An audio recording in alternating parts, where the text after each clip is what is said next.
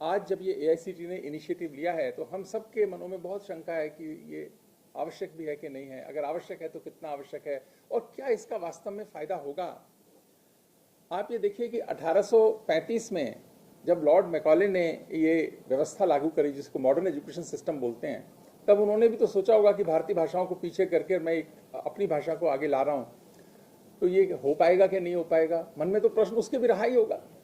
और लेकिन धीरे धीरे जब राज्य ने पुश किया तो आज आज़ादी के इतने साल बाद भी हम सबके मन में प्रश्न है कि क्या ये पॉसिबल है, और इसका सीधा आंसर किसी के पास नहीं है, मेरे पास भी नहीं है कि पॉसिबल है कि नहीं है, कितना पॉसिबल है, कितना आवश्यक है। इसका निर्णय समय पर छोड़ते हैं कि समय करेगा कि इसका असर कितना कारगर हुआ, कितना प्रभावी हुआ, ये समय पर छोड़ते हैं। लेकिन एक आवश्यक है कि भारतीय भाषाओं के अंदर आप कॉन्फ्रेंसेज, वर्कशॉप, सेमिनार्स कराना चाहते हैं तो एआईसीटी उसको सपोर्ट करेगी। और उस सपोर्ट बेसिकली पैसे की नहीं है, सपोर्ट है उस इनिशिएटिव की, उस भाव की और उस भावना की जिससे ये हम करना चाहते हैं, तो एक अच्छी बात है। मैं एक और चीज़ चाहूँगा इसमें कि हमारे एआईसीटी के सब साथी बैठे हैं कि हम भारतीय भाषाओं में रिसर्च जर्नल्स के लिए भी कि जो अच्छे इंस्टीट्यूशंस हैं देश के में, बहुत अच्छी क्वालिटी के रिसर्च जर्नल्स अगर भारतीय भाषाओं में हम शुरू करते हैं तो स्कॉलर्स को सही में फ़ायदा होगा। और उसका खर्चा उठाने के लिए एआईसीटी को एक हम स्कीम बनाएं और लॉन्च करें कि अगर जैसे उदाहरण देता हूं कि इंडियन इंस्टीट्यूट ऑफ साइंस कोई किसी भाषा में जर्नल निकालती है, या दिल्ली विश्वविद्यालय किसी भाषा में जर्नल निकालता है, या कोई आईआईटी निकालती है, या कोई और केंद्रीय विश्वविद्यालय निकालता है, या कोई अच्छा प्राइवेट विश्वविद्यालय निकालता है, तो उससे क्या होगा कि लोगों को, और वो स्कोपस इंडेक्स भी होंगे कल को, मतलब एक क्वालिटी वर्क के लिए अगर हम अच्छे से सपोर्ट करते हैं तो एक दूरगामी उसका परिणाम होगा। भले रिजल्ट आने में 5 साल लगें, 8 साल लगें, लेकिन धीरे धीरे आएगा। तो इस तरह के पौधे लगाने की भी एक आवश्यकता है। अभी इस पर भी विचार करने की इतनी ज़्यादा ज़रूरत नहीं है कि कितने लोग इंजीनियरिंग में पढ़ते हैं। इंजीनियरिंग में बीटेक कई भाषाओं में शुरू हुआ है, तो अभी उसका क्या अभी ये जल्दी है कि उसको रिव्यू किया जाए, क्योंकि धीरे धीरे नंबर बढ़ेगा, क्योंकि ये मनस्थिति और हमारी जो सामाजिक सोच है ना, उससे जुड़ा हुआ सब्जेक्ट है ये। कि अगर कोई 10वीं 12वीं तक बच्चा अपने माध्यम में पढ़ता है तो कोई खास बात नहीं होती, और उसका इंजीनियरिंग भी यदि अपनी भाषा में पढ़ रहा है तो थोड़ा सा मन में लगता है कि क्या ये संभव है, क्योंकि अच्छी किताबें उपलब्ध नहीं हैं। लेकिन अब ट्रांसलेशन के भी बहुत अच्छे इंस्ट्रूमेंट्स आए हैं जिससे आसान होगा। पर सबसे बड़ी बात क्या है जो हमको समझनी चाहिए कि भाषा एक बहुत पावरफुल टूल है। अगर आपको किसी व्यक्ति के मन में आना है तो उसकी भाषा को थोड़ा भी जानोगे तो उसके मन में आप आएंगे।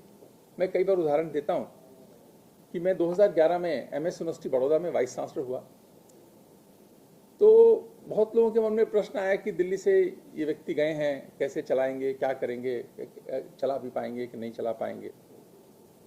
तो मैंने सोचा यदि गुजरात के समाज से जुड़ना है तो इनकी भाषा को सुनने का प्रयास करना चाहिए, समझने का प्रयास करना चाहिए, तो चीज़ें बहुत सहज हो जाएंगी। तो एक शहर के कार्यक्रम में गया, तो दूसरा ही दिन था, तो मैंने कहा मैं गुजराती भाषा में कुछ बोलना चाहता हूँ लेकिन आती नहीं मुझे बोलनी। अभी मैं एक ही लाइन सीखा हूँ जो मैं कि तमे डायल करेलो नंबर कोई उपार तो नहीं, कृपया थोड़े समय पछी प्रयास करूँ शक्य। क्योंकि टेलीफोन में आप उस राज्य में जाएंगे तो उस भाषा में बोलेंगे, तो वो एक सुनने को मिला तो लोगों। लेकिन मैं हैरान क्या हुआ कि जब ये मैंने बोला तो पूरा हॉल खड़ा हो गया ताली बजाते हुए। ये भाषा की ताकत है, और ये भाषा के साथ हमारे व्यवहार की ताकत है। और लगा ही नहीं फिर कि कभी मैं बाहर का हूँ। ऐसा नहीं है कि मुझे कोई बहुत गुजराती आती है, ऐसा बिल्कुल नहीं है, पर जितने भी है सबको पता है कि ये हमारे से लगाव रखते हैं। तो वो जो लगाव है वो और लगाव का कारण बनता है, ये ताकत है भाषा की। तो भाषा को सही तरीके से हमको अपने जीवन में इस्तेमाल करना चाहिए, और जब लगाव होता है तो उसका प्रभाव बहुत अलग होगा। अगर टेक्निकल एजुकेशन अपनी भाषा में पढ़ें, शायद बच्चे बहुत अच्छा कर पाएँ, शायद कर पाएँ, इनोवेशन कर पाएँ, ऐसा माना जाता है, एक्सपर्ट्स कहते हैं कि, और ये होता भी होगा। लेकिन अभी इस पर विचार करने की बजाय इसको सही तरीके से इम्प्लीमेंट करने की आवश्यकता है, क्योंकि असेसमेंट 10 साल के बाद होना चाहिए कि इसका क्या प्रभाव पड़ा, समाज जीवन के अंदर क्या प्रभाव पड़ा। अच्छे प्राध्यापक भी चाहिए। और लेकिन अभी भी होता क्या है, हम सब प्राध्यापक हैं, जानते हैं कि बहुत सारे कॉलेजेस में, यूनिवर्सिटीज़ के अंदर बहुत सारा अध्यापन उस वहाँ की हिंदी प्रदेशों में हिंदी भाषा में कर रहे होते हैं टीचर। ठीक है, इंग्लिश माध्यम जरूर है, लेकिन जब वो बच्चे को समझाने में आते हैं तो हिंदी भाषा के अंदर समझाना शुरू करते हैं और बच्चे उसको अप्रिशिएट भी करते हैं। मैं दिल्ली टेक्नोलॉजिकल यूनिवर्सिटी का वाइस चांसलर था, तो वहाँ क्या हुआ, एक बार इंटरनेशनल बच्चे मेरे पास आए कि सर ये तो यहाँ पे पढ़ना बड़ा मुश्किल है, क्योंकि ये लोग तो हिंदी में पढ़ा रहे हैं, हमें तो हिंदी आती नहीं। मैंने कहा कि एक सेक्शन इनका अलग से बना देते हैं जिसमें कि स्ट्रिक्टली इंग्लिश में ही पढ़ाया जाए। अब मैं कह तो दिया, लेकिन थोड़े दिन में ही वो स्टूडेंट्स फिर वापस आ गए कि नहीं सर ये नहीं करना चाहिए हमको, क्योंकि हम तो सब बच्चों के साथ मिक्स होकर रहना चाहते हैं, हम नहीं चाहते कि एक आइसोलेटेड एक सेक्शन हमारा बना दिया जाए। और 1 साल के अंदर अंदर वो सारे बच्चे आपको वहाँ पर हिंदी तो चलो बोल ही लेते हैं, भारतीय खाना खाते नज़र आ जाएंगे, उनके रेस्टोरेंट्स में नज़र आ जाएंगे, एक समाज जीवन में मिक्स हो जाते हैं। तो ये जो अगर जो मिक्स होना चाहता है तो उसके पास 1000 कारण उसको मिक्स होने के होते हैं, और उसके बाद भाषा उसमें बड़ा प्रभावी रोल प्ले करती है। इसी कारण से मैं ऐसा मानता हूँ कि जो इनिशिएटिव है ये बहुत अच्छा इनिशिएटिव है, और इससे क्योंकि भारत जो है अनेकता में एकता की बात तो ठीक है, डाइवर्सिटी बहुत है देश के अंदर, अलग अलग कल्चर है, और ये भाषाएं भी ना बदलती रहती हैं। आज आप ये नहीं कह सकते कि आज जो भाषा है वो कल रहने वाली है।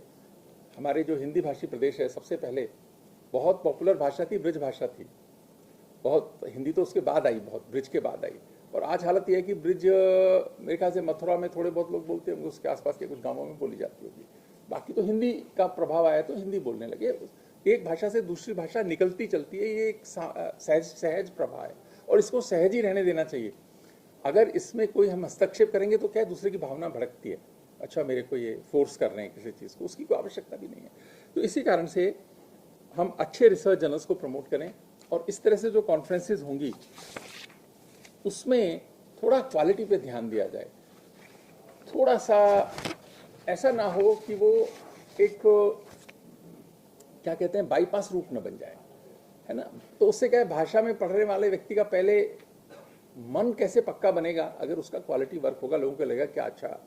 तो इसी कारण से जर्नल्स प्रमोट करें, बुक्स को प्रमोट करें, और साथ में इस तरह से जो कॉन्फ्रेंसेज हैं वो जो होती हैं उससे वो कॉन्फिडेंस देने का काम करती हैं सबको। बहुत अच्छी इनिशिएटिव है, बहुत अच्छी स्कीम है। कल से पोर्टल खुल जाएगा, आप सब लोग रजिस्टर कीजिए, और ये देश की आवश्यकता के अनुसार AICTE ने कदम उठाया है। मैं AICTE का भी आभार व्यक्त करता हूँ, और जिन लोगों ने इस स्कीम को बनाया उनका भी आभार व्यक्त करता हूँ। देश की ज़रूरत के अनुसार सही समय पर ये सही निर्णय लिया, इससे आने वाले समय में फ़ायदा होगा, ऐसा मेरा मानना है। Thank you.